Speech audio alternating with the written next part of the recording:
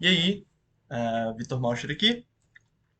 A ideia hoje é dar uma passada em tudo do combate, porque o Genshin Impact ele tem enfim, é um jogo casual e tem toda essa fachada, né, de ser um jogo simples, mas o combate dele e as coisas que você precisa entender para se tornar bom no jogo é tudo menos simples, né?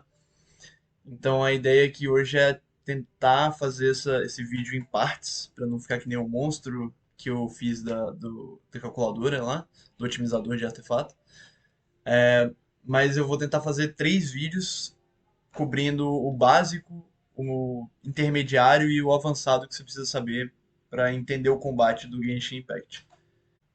Tá, então vamos lá. O que você precisa saber para entender o combate do Genshin Impact? Eu vou tentar cobrir isso aqui em três vídeos, né? Como eu comentei, um vídeo falando das coisas mais básicas do combate, que é tipo, basicamente o que você precisa para sobreviver o jogo, para tipo, fazer as missões e coisas do tipo, e as coisas diárias do jogo. É um nível mais intermediário, que vai te colocar numa vantagem já de conseguir, de repente, enfrentar uns desafios mais complicados, uns boss mais complicados também, e poder ajudar seus amigos a se orientar dentro do jogo. E o nível mais avançado, que vai te colocar num lugar mais de. É mais voltado para quem quer fazer a bis, para quem quer, tipo, realmente pegar aqueles últimos recompensas dos desafios de combate mais difíceis e tal. Ah, então tem esses três níveis aí, vamos começar pelo básico, tá? Primeira coisa que você precisa saber sobre o Genshin Impact, os personagens, né? O jogo basicamente gira em torno de personagens, você roda para pegar esses personagens nos banners. E aí tem os personagens 5 estrelas, né? E os 4 estrelas que você pode pegar.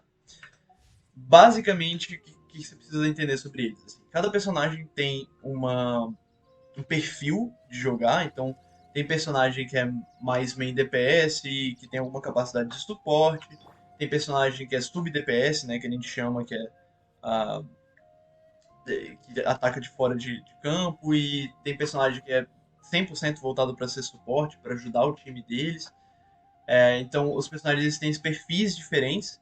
De modo geral, personagens 5 estrelas tendem a ser um pouco mais poderosos que os personagens 4 estrelas. Não é uma regra absoluta, por exemplo, vocês com certeza já devem ter visto que o Bennett é um personagem que ele é 4 estrelas, mas que ele é tido como o único personagem 6 estrelas do jogo, porque ele é tipo, tão bom que ele é melhor do que boa parte dos personagens, se não todos os personagens que tem disponíveis. Então, tipo, não é uma regra um para um, assim, não é todo personagem 5 estrelas que é melhor, mas personagens 5 estrelas tendem a ter uma vantagem porque eles têm mais atributos, eles vêm com um kit um pouco mais forte, assim, né, umas habilidades um pouco mais fortes, mas isso não é regra, tá? Então, existem muitos personagens 4 estrelas que são extremamente fortes, muitos deles são super meta, assim, que vão estar em tudo quanto é time que o pessoal vai sugerir, e muitos deles fazem parte dos times mais fortes do jogo, assim. Uma coisa importante para entender é que no Genshin, como ele é um jogo relativamente fácil, né, tirando o Abyss, que é a parte mais complexa do jogo, assim, tudo que você precisa para jogar o jogo é relativamente fácil. Tá? Os boss são tranquilos de conseguir, chega um certo ponto que você vai ter muita facilidade de enfrentar tanto boss quanto as missões, os domínios para farmar artefato. Tudo isso é relativamente fácil.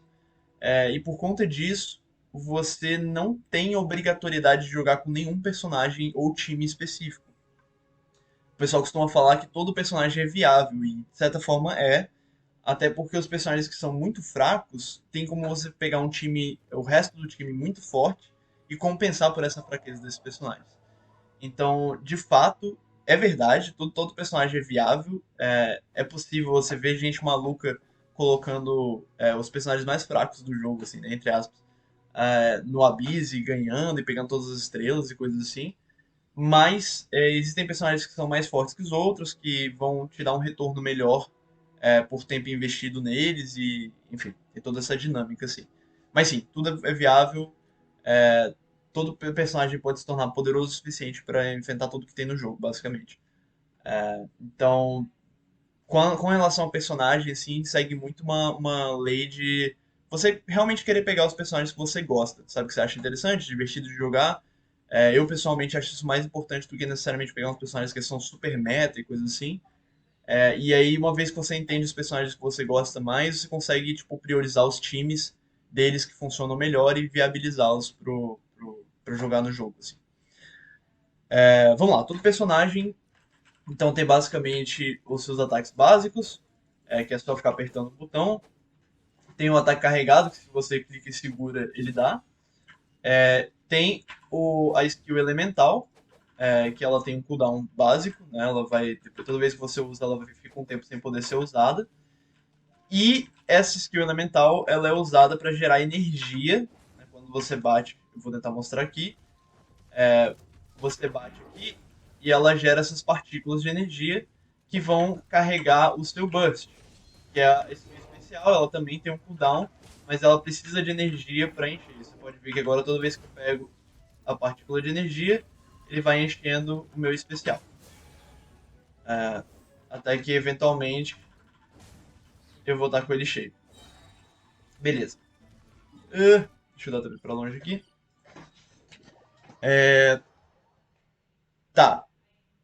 Basicamente, essa é a dinâmica, né? Quando você estiver jogando com o personagem em campo, você vai estar usando os ataques dele, spameando uma skill ou outra, e eventualmente usando os bursts, que são as skills supostamente mais poderosas dos personagens, e alternando entre eles, né? Então, uma vez que você, enfim, monta um time aqui, você vai pro personagem, solta skill, aí pá, faz o set dele, depois solta o personagem, solta skill.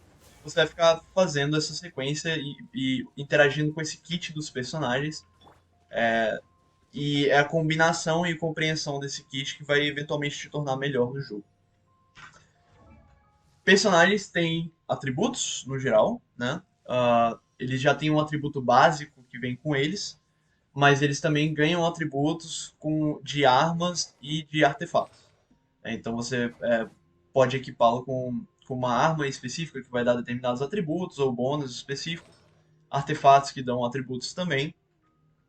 Mas fora esses elementos assim de atributo, os personagens também têm o kit deles, né, que a gente chama. Então são os talentos que eles têm. O que você usa, a skill elemental, o burst, tudo isso são talentos que você pode upar ao longo do tempo. E cada um deles tem a descrição aqui. No caso, para vocês vai estar em português, né, se vocês estiverem jogando em português, tem a descrição e o, os multiplicadores dos atributos, então o quanto de dano que ele vai dar, basicamente. E ele tem as passivas também, que só vão liberando quando você vai upando o personagem.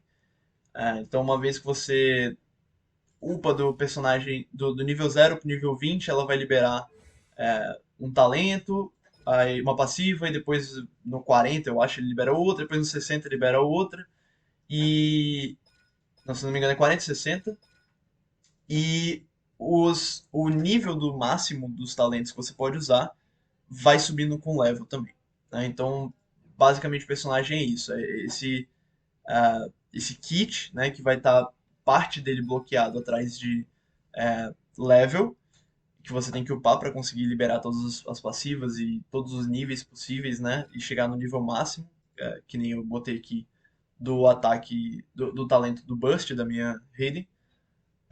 E existe, no geral, um nível máximo, que é o 10, para todos os talentos que você pode evoluir. Né? As passivas elas são só nível 1, elas são sempre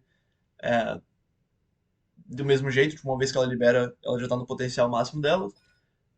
Os talentos de skill, burst e ataque normal, você tem o nível máximo que vai subindo com o tempo, mas mesmo você chegue no nível máximo do personagem, 10 você não consegue passar, a não ser que você pegue algum buff que melhore isso aqui.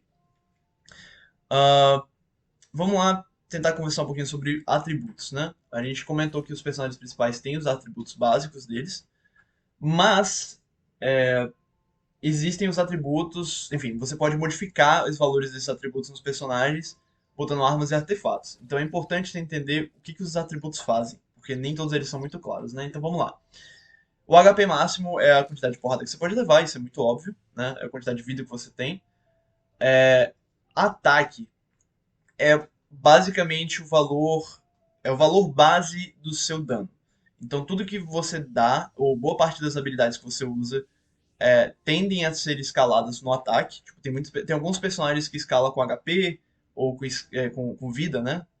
Ou que escala com defesa, mas a grande maioria dos ataques dos personagens escalam com ataque. E quando você vai no talento aqui e vê um multiplicador, esse multiplicador é em cima do ataque. Ele vai pegar seu ataque e vai multiplicar vai pegar metade do quantidade de ataque que você tem e vai converter isso em dano.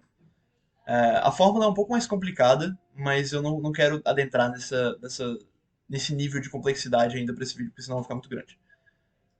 Então a gente tem os atributos, tem a vida ou ataque, que vai converter em dano para a maioria das habilidades. Tem a defesa, que em essência é o que vai reduzir o dano que você leva, né? Então essa defesa ela varia de acordo com o seu level, de acordo com a diferença de level que você tem dos inimigos também. Mas de modo geral, se você tem mais defesa, você leva menos dano. Esse é um atributo que as pessoas tendem a não focar nele, porque você tem tantas formas de evitar dano. Você pode usar um escudo de um personagem, você pode se curar com outro personagem, que aumentar a sua defesa tende a não ser uma coisa muito legal, né? Pra dano, assim, especificamente.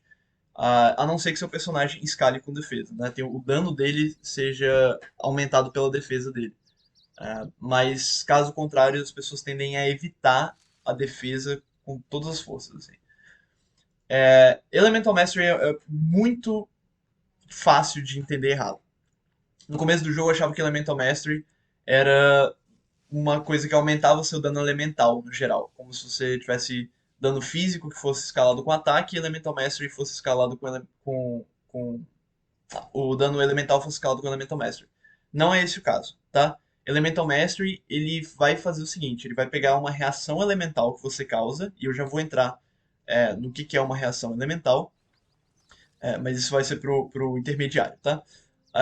Mas ele vai pegar uma reação elemental que você causa e vai aumentar o dano que extra, né? Aumentar o dano extra que essa reação elemental vai te dar. E é só isso que escala com o Elemental Mastery. O importante disso é que se você tem um personagem que dá dano elemental, mas que ele não causa reações elementais, ele não vai ganhar nada com o Elemental Mastery. Isso que é extremamente importante de saber, assim. Por exemplo, você vai fazer um time que a galera chama de monopyro, né? Que só tem personagem de fogo. Não vale a pena ter Elemental Mastery nos personagens de fogo, porque eles não vão causar reação elemental nenhuma. E aí esse atributo fica completamente inútil. A gente vai entrar em mais detalhes sobre isso quando eu for falar sobre reações elementais no geral, tá? Tem a estamina máxima, isso aqui vai subindo quando você vai explorando com o jogo, não é muito relevante. É, enfim, só explora e preenche os pilares lá dos mapas que você vai ganhando mais estamina e vai chegar nesse máximo aqui. Você gasta estamina pra correr, pra nadar. É muito fácil morrer sem estamina nadando, inclusive. E você gasta estamina pra dar ataques, dar dash, né? Desviar dos ataques e dar ataque carregado também. E o quanto que gasta de estamina vai depender do personagem. Tá, então vamos lá. Agora em português. Mudei para português aqui para facilitar a nossa comunicação.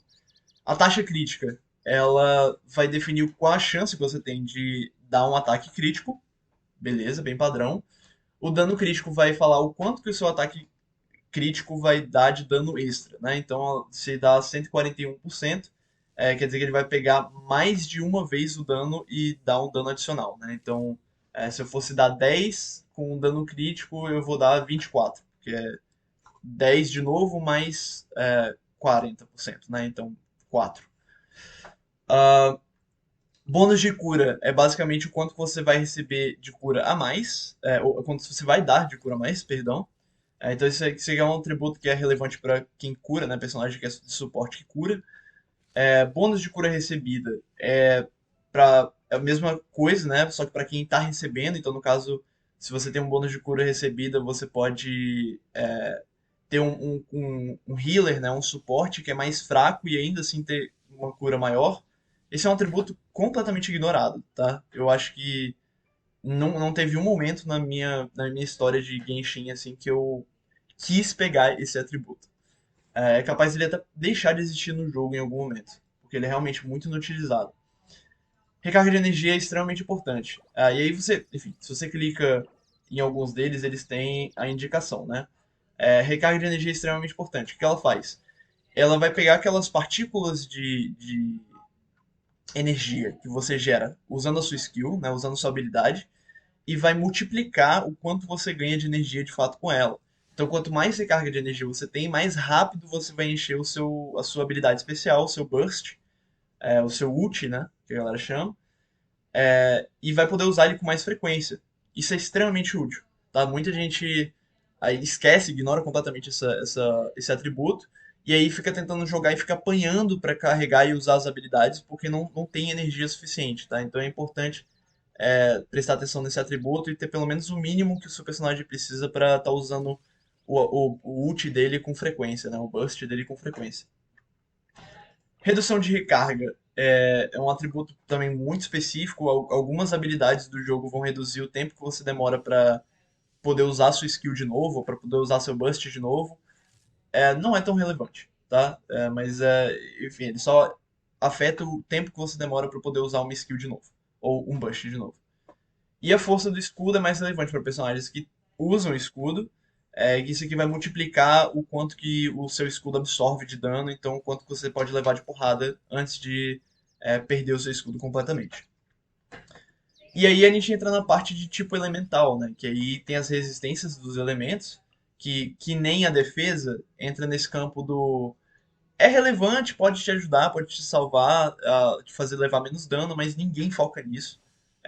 Os sets que dão resistência a elementos são raramente usados, assim. Então não é muito relevante, mas o bônus de dano é muito relevante. Se você tem um personagem de dano electro, né?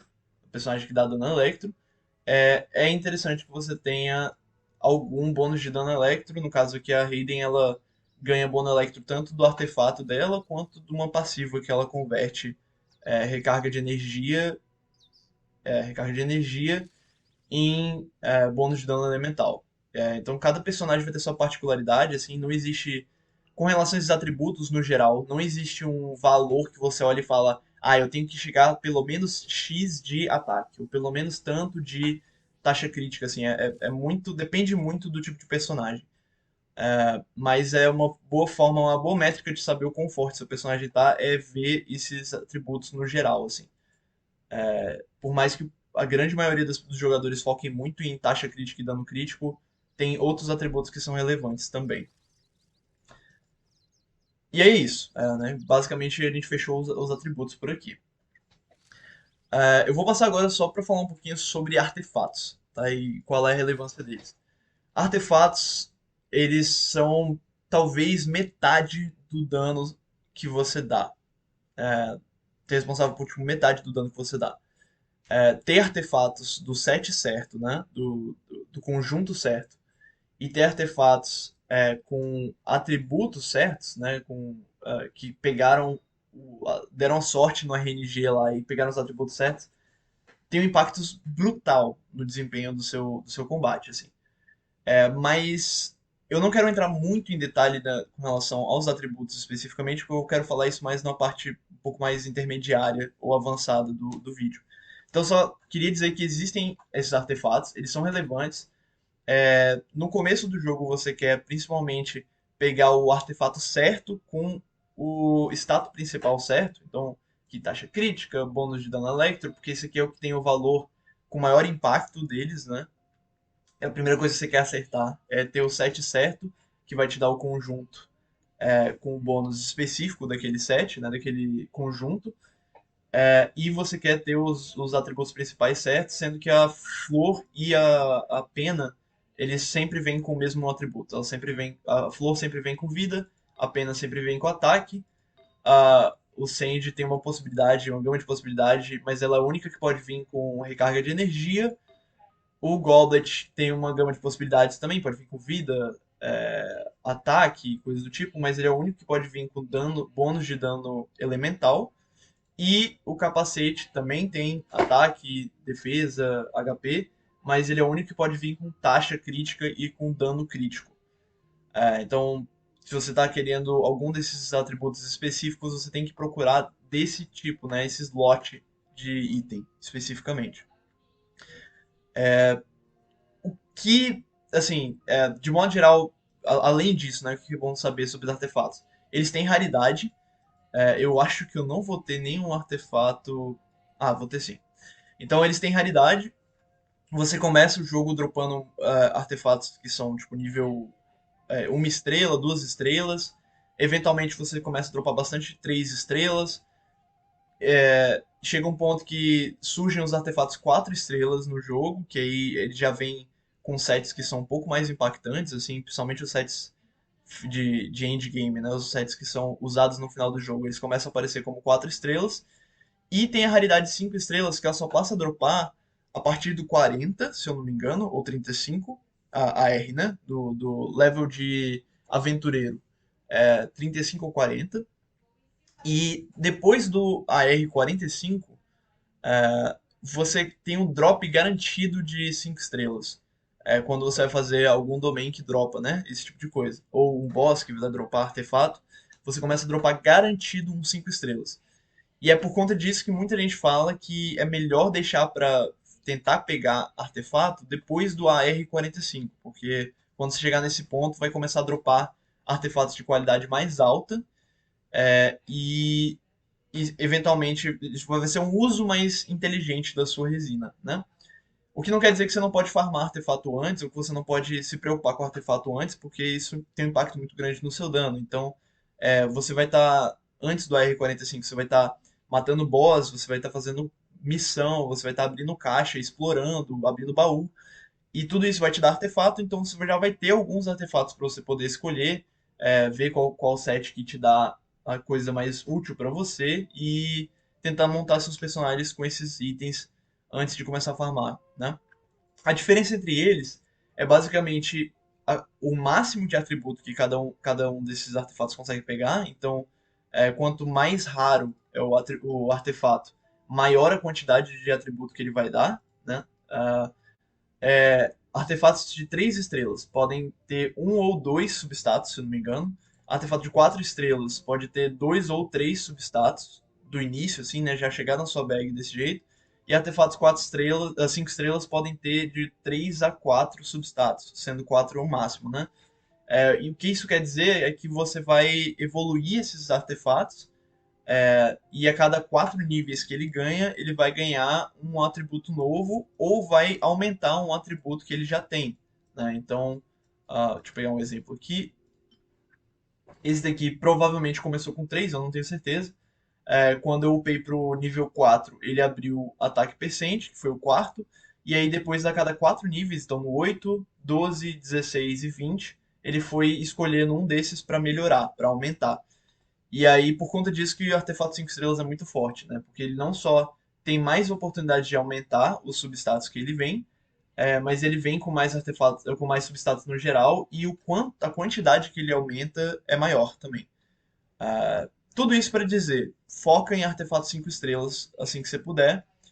4 estrelas pode parecer que veio com os atributos bons, né? Tipo, eu acho que eu tenho até um ou outro 4 estrelas guardado aqui de tipo, ele veio com dano crítico, sei lá, isso aqui é proficiência elemental, ataque. Tipo, pode parecer que é um item bom, mas ele raramente ou quase nunca vai ser melhor do que um equivalente de 5 estrelas, só porque os 5 estrelas pega o atributo principal mais alto, cada vez que ele aumenta um dos atributos secundários, vai aumentar mais do que o 4 estrelas. Então, em essência, o ideal que você quer chegar no futuro é ter um personagem só com os artefatos 5 estrelas do set certo e com os atributos e subatributos ideais. Beleza. E o que farmar, né, em termos de artefato, assim? Eu acho que uma dica que eu posso dar no geral vai depender do personagem que você está querendo upar. Tem os domínios, né, de artefatos. Eles têm. Aliás, isso aqui não é um domínio de artefato. Os domínios de artefato, eles têm na descrição deles quais são os artefatos que eles dropam. Você consegue ver aqui qual é a característica de cada um desses artefatos. E você pode, idealmente, né? Idealmente você vai tentar buscar um artefato que combine com o personagem que você quer melhorar.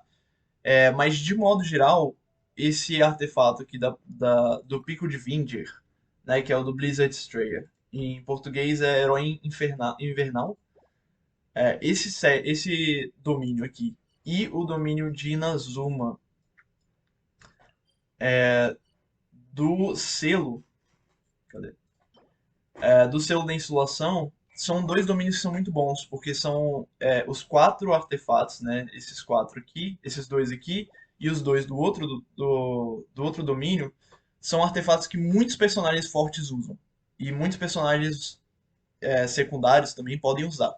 Então, de modo geral, se você estiver perdido, tipo, chegou no 45, não sabe o que farmar, tanto esse Jardim de Outono quanto o Pico de Vindinher são lugares bons para farmar. Beleza. Agora, armas. E aí a gente encerra aqui nosso vídeo básico de meia hora de vídeo. Fantástico. Nossa, a minha capacidade de sintetizar é incrível. Então vamos lá. Além dos artefatos e dos atributos, a gente tem as armas dos personagens, né? As armas, elas têm tipos de armas diferentes, então vão ter personagens usam lança, personagens que usam espada, personagens que usam espada grande, e personagens que usam arco, enfim. São tipos de armas diferentes. Cada personagem só consegue usar o tipo de arma que é vinculado com ele. Então isso é uma característica do personagem. Você não consegue botar uma lança no Vente, por exemplo. Você tem que botar um arco nele. Tem que escolher entre os arcos qual que é o melhor para ele. E as armas também têm raridade entre elas, né? Elas seguem a mesma lógica dos atributos e dos personagens, tipo, dos personagens não, porque personagens são só 4 estrelas, mas dos atributos, dos artefatos. Então tem uma, duas, três, quatro e 5 estrelas. 5 estrelas são raras de pegar, né? São bem difíceis de pegar, você tem que pegar pelo gacha também. Como regra geral, não vale muito a pena tentar se empenhar em pegar armas 5 estrelas, pelo menos no começo do jogo. Foca em pegar personagem, que eu acredito que é mais interessante, porque pelo menos varia seu gameplay, dá mais chance de você montar times diferentes. A arma ela só vai te deixar um pouco mais poderoso, não é tão empolgante assim. Mas eventualmente os jogadores eles chegam num ponto que vale a pena tentar pegar uma arma mais forte e dar uma melhorada nos personagens que você já gosta, né? Mas a priori tenta priorizar personagem. Armas 5 estrelas e 4 estrelas, elas têm uma dinâmica parecida com personagens, então as armas 5 estrelas elas tendem a ser melhores que as 4 estrelas em atributos e ter tipo mais crítico ou de ter umas passivas que são um pouco mais fortes para os personagens que elas foram criadas. Mas tem muitas armas 4 estrelas que são muito boas, a ponto de serem melhores que algumas armas 5 estrelas em determinados personagens. Então, a Fisgada aqui, né, que eu estou usando na Shenling, ela é uma arma que é uma das melhores armas da Shenling, é melhor que algumas 5 estrelas para ela. E quando não é melhor, é tipo muito próximo, assim, então não vale a pena, né? Porque uma lógica que é interessante aqui é que quanto maior a raridade de uma coisa, de uma arma ou de um artefato, mais caro é para upar aquela coisa, né? Então, botar uma arma 4 estrelas no 90 é mais caro do que botar uma arma 3 estrelas no 90 e é consideravelmente mais barato do que botar uma arma 5 estrelas no 90. Então, tipo, o nível de investimento vai subindo com a raridade dos itens. Então, se você tem uma arma 4 estrelas que é muito boa, ou uma 3 estrelas que é muito boa para aquele personagem, às vezes é um custo-benefício melhor você investir nela do que você investir numa de raridade maior, só porque vai sair mais barato e você vai ter um poder parecido, sabe? Então, quando você olha esses rankings de arma dos personagens específicos, assim, leva isso em consideração. Tipo, se tem alguma arma 3 estrelas ou 4 estrelas que é boa, que é tipo perto das 5 estrelas de qualidade, ela tem um valor massa porque você consegue investir menos dinheiro e menos material nela e ela chega no nível máximo mais rápido, assim, né? Vai ter que farmar menos coisa pra ela. Ah, então é isso, essa dinâmica, né? Armas 5 estrelas tendem a ser um pouco melhor. Nem toda arma 4 estrelas é tão boa, mas tem algumas armas 4 estrelas que estão tipo, melhores que armas 5 estrelas, principalmente para suporte. Tipo, tem a série dos Favonius e da. Cadê? A série das armas Favonius e a série das Sacrificial, que são séries de armas 4 estrelas muito boas, principalmente para suporte, assim. Então vale a pena dar uma olhada nos guias dos personagens para ver quais são as melhores armas para eles e levar isso em consideração na hora de evoluir uma arma. Mas upar a arma é extremamente relevante pro dano do personagem. Se você tem um personagem que está dando um dano muito baixo, é bem provável que seja por conta da sua arma que não tá upada. Acho que é meio que regra de terços, assim. Upar a arma, upar o level do personagem e os talentos dele, e upar os artefatos são as coisas que têm o maior impacto no dano dos personagens, além de coisas que você vai aprender com time, buff, coisas do tipo, assim.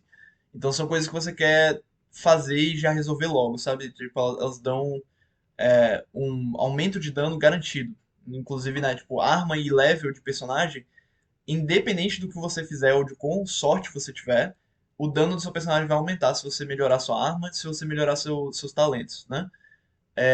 Artefato é um pouco mais complicado, porque artefato você pode pegar um artefato bom, pode pegar um artefato ruim, você pode tentar melhorar um artefato e ele upar todo errado. Então, investir em artefato tende a ser muito custoso e não necessariamente dá um retorno imediato, né? Eles são muito importantes, mas você investir primeiro em arma e talento dos personagens tende a ser um pouco mais interessante. Eu vou entrar em detalhes sobre isso quando eu for falar sobre buildar os personagens, tá? Ah, mas é isso, tá? Então a gente passou nesse vídeo sobre um bocado de coisa. A gente falou dos personagens, das raridades deles, dos kits deles, questão de viabilidade. A gente falou do que é skill e como é que a skill funciona para carregar o burst, o ult do personagem, né? A gente falou de atributos no geral, explicando cada um deles e como você consegue esses atributos. A gente falou dos sets de artefatos e qual é a relevância deles, quando é que você começa a farmar artefato e quais domínios são mais interessantes de farmar no começo. E a gente falou de armas, e as raridades delas e por que você deveria upar as armas. Isso cobre o básico do que é o combate do Genshin. Se você entende todas essas coisas, você já sabe o que fazer quando você entra no jogo, né? Você já não vai estar mais tão perdido no sentido de escolher o que você vai fazer, o que você vai upar primeiro, descobrir como você faz para seu personagem dar mais dano, ou o que você deveria estar fazendo dentro do jogo. Daqui a pouco a gente vai. No próximo vídeo vai ser um vídeo mais intermediário, e aí a gente vai cobrir coisas como reações elementais, energia, como é que monta um time e todas essas coisas, como é que monta um personagem de fato, que aí já exige um pouco mais de conhecimento do jogo, então se tiver coberto isso aqui, eu imagino que o próximo vídeo vai ser muito tranquilo de você entender. Bom, é isso. Então, obrigado por ter assistido até o final, foi um videozaço. A ideia era que fosse uma coisa mais curta, eu acho que eu consegui fazer mais curto do que pelo menos uma hora, né? Não foi mesmo que uma hora. Cry. Mas enfim, espero que você tenha gostado e te vejo no próximo vídeo então.